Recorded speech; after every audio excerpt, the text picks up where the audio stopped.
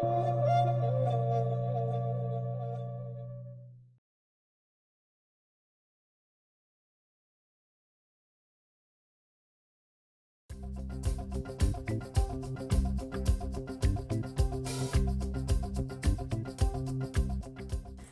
students, today we are going to learn an interesting topic related to our sense organs and its use in the process of learning and remembering.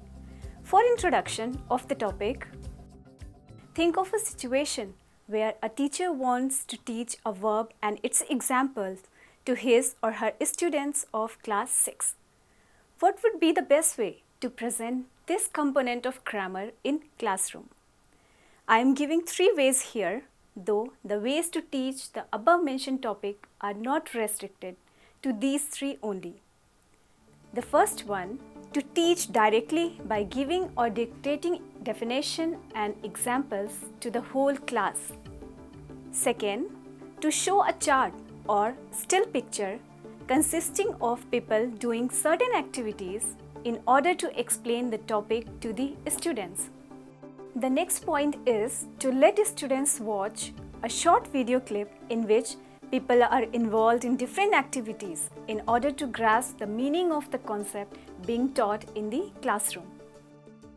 The first way directs a teacher to speak in the classroom where the students are supposed to listen to the teacher involving their one sense organ, that is ear, in the whole process of learning, whereas second and third ways denote the use of visual image or clip to cover most of the senses in learning and remembering the concept which is being taught by the teacher in classroom. After a span of time, a student may forget the definition given by their teacher, but the examples given with support of images and clips will last in a student's memory for long duration because of the involvement of 2 or more senses, which can also be called as multisensory learning. In multisensory learning, students are engaged in single activity by involvement of 2 or more senses. According to Shams and Saids in 2008, the human brain has evolved to develop, learn, and operate optimally in multisensory environments. Now we will move towards another subtopic of the main topic, sensory organs as basis of all knowledge. Every human being is bestowed by nature with 5 sense organs except some exceptional. The sense can be defined as a system that consists of a group of sensory cell types that responds to a specific physical phenomena and that corresponds to a particular group of regions within the brain where the signals are received and interpreted. The information collected by our sense organs, including the sense of hearing, smelling, tasting, touching, and seeing, forms the basis of all our knowledge. The external environment surrounding us consists of a variety of stimuli. Among them, some can be seen while some can be heard only. There are several others that we can smell, taste, and touch. All stimuli present in the surrounding environment provide us with innumerable kinds of information. We have specialized sense organs to deal with these different stimuli. Sight or vision can be defined as the organ which has the capability to focus and detect image. Vision, among all sense modalities, is the most highly developed in human beings. It is used in approximately 80% of our transactions with the external world. Hearing or auditory is the sense of sound perception. Auditory sensation begins when sounds enter our ear and stimulates the chief organs of hearing. Ear is the primary receptor of auditory stimuli. Taste refers to the capability to detect the taste of substances such as food, certain minerals, poisons, etc. Skin is a sensory organ from which sensation of touch is produced. The skin is indeed our most consistently active and informing organ of sense. For instance, in a dark vacuum where only minimal sight, hearing, taste, smell and muscle activity would be possible, the skin could still report something about the nature of the surrounding. Dry, wet, soft, hard, pressure, cold, hot, etc. The stimulus for smell sensation consists of molecules of various substances contained in the air. They enter the nasal passage where they dissolve in moist nasal tissues. This brings them in contact with receptor cells contained in olfactory epithelium. In short, it can be said that while our eyes are primarily responsible for vision, ears for hearing, nose for smell and tongue for taste, skin is responsible for the experiences of touch, warmth, cold and pain. These sense organs are also known as sensory receptors or information gathering system, as they receive or gather information from a variety of sources and bring information to a storage system of our memory. Our knowledge of the world around us depends on three basic processes called sensation, attention and perception. Our sense organs provide us with first-hand information about our external or internal world. The initial experience of a stimulus or an object registered by a particular sense organ is called sensation. From our external and internal environment, we encounter so many stimuli, but only selected of them are noticed. The process through which certain stimuli are selected from a group of others is generally referred to as attention. After attention, the process by which we recognize, interpret or give meaning to the information provided by sense organs is called perception. After this, we'll move towards another subtopic, that is learning. Learning may be defined as any relatively permanent change in behavior or behavioral potential produced by experience. In the words of J.W. Santrock, learning can be defined as a relatively permanent influence on behavior, knowledge and thinking skills which comes about through experience. On the basis of this definition, it can be said that learning happens through experience which has permanent influence on behavior, knowledge and thinking skills of the learner.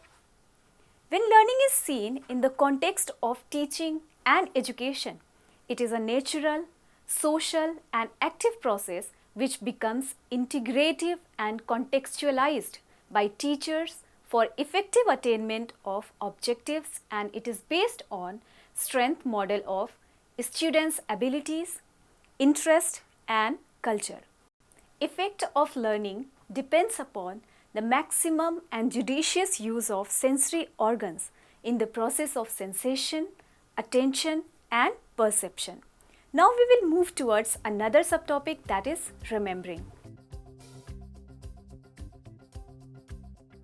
It refers to the subsequent re-accessing of events or information from the past which have been previously encoded and stored in the brain.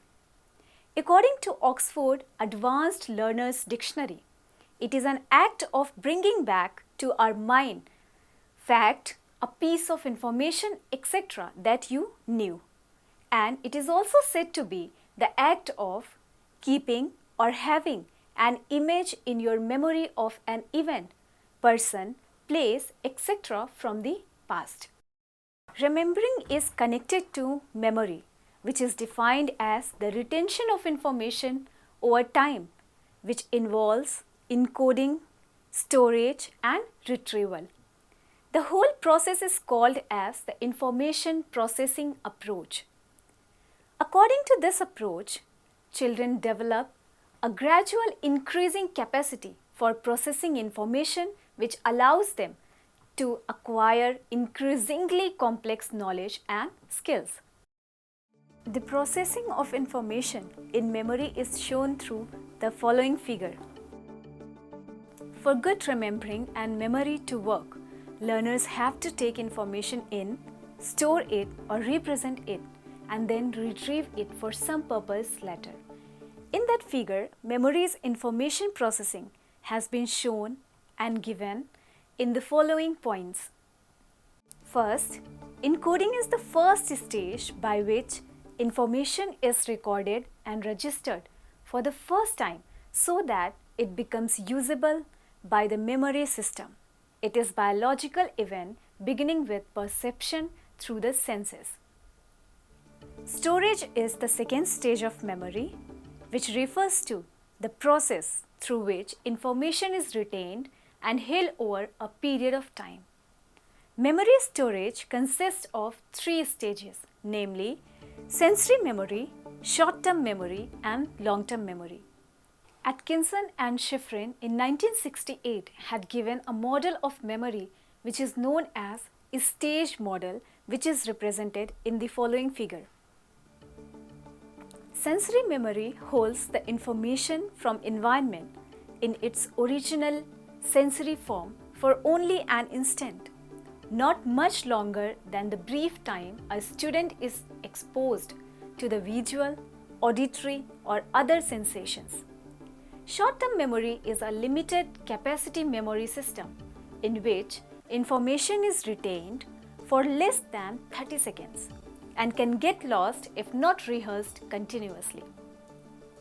That figure shows the same thing, that attention to sensory memory makes data reached short-term memory, but can last only when rehearsed properly and continuously. This aspect has educational implications for teachers as well as for learners. It is also called as working memory. Children who have better working memory tend to have better reading comprehension, mathematics skill, and problem solving than their counterparts with less effective working memory. Long-term memory holds enormous amounts of information for a long period of time in a relatively permanent fashion. Then the third stage is retrieval, which refers to bringing the stored information to one's awareness in order to be used for performing various cognitive tasks such as problem solving or decision making. When something is retrieved from our mental data bank, we search our store of memory to find the relevant information which is similar to the working of computer system. Remembering depends upon the encoding, storage, and retrieval processes of memory. If children are unable to retrieve a piece of information which is already stored or recorded in brain, it is called forgetting. We'll move towards another topic, that is use of sensory organs in the process of learning and remembering. As per the discussion and depiction in given points, it can be clearly stated that the basis of all knowledge is our sense organs, the first receptors of stimuli from the environment surrounding us. According to J.M. Erickson, we all have been involved with sensory antenna since our first heartbeat. According to him, all knowledge begins with sensory experiences. The sense information we have accrued through experience is the most personal and valid content of our minds. The thoughts and images we store up in our heads originate in the experience made available to us through our senses. Referring to the idea of Edgar Dale and his cone of experience, it can be said that everyone uses his or her sensory organs to learn and remember things, events, persons, etc. The more organs you engage in this process of learning and remembering, the longer lasting image will be created in mind or memory of the learner, which will affect the retention of the learner. The cone of experience by Edgar Dale is given in the following figure.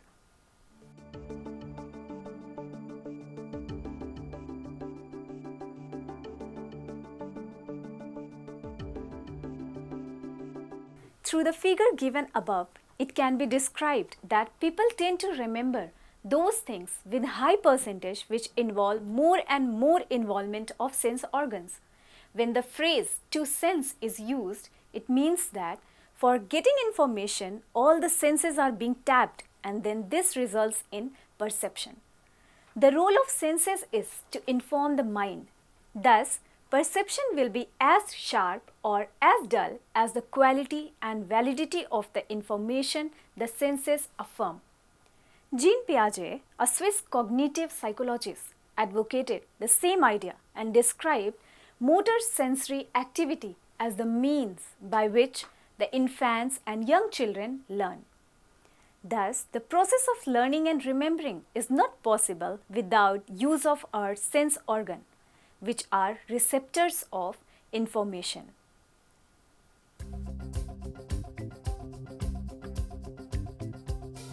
Therefore, it can be concluded that sensory organs are the basic sources of all knowledge and originator of learning and remembering. The strength of bond and association of senses with the concept taught by teachers decides its retrieval and lasting effects. So, teachers have to engage as many sense organs in learning process as possible. Nothing can be perceived without the use of senses. At last, it can be said that the senses are nurtured, expressed and vitalized by involvement in the various activities in educational settings which provide for and support rich sensory experiences.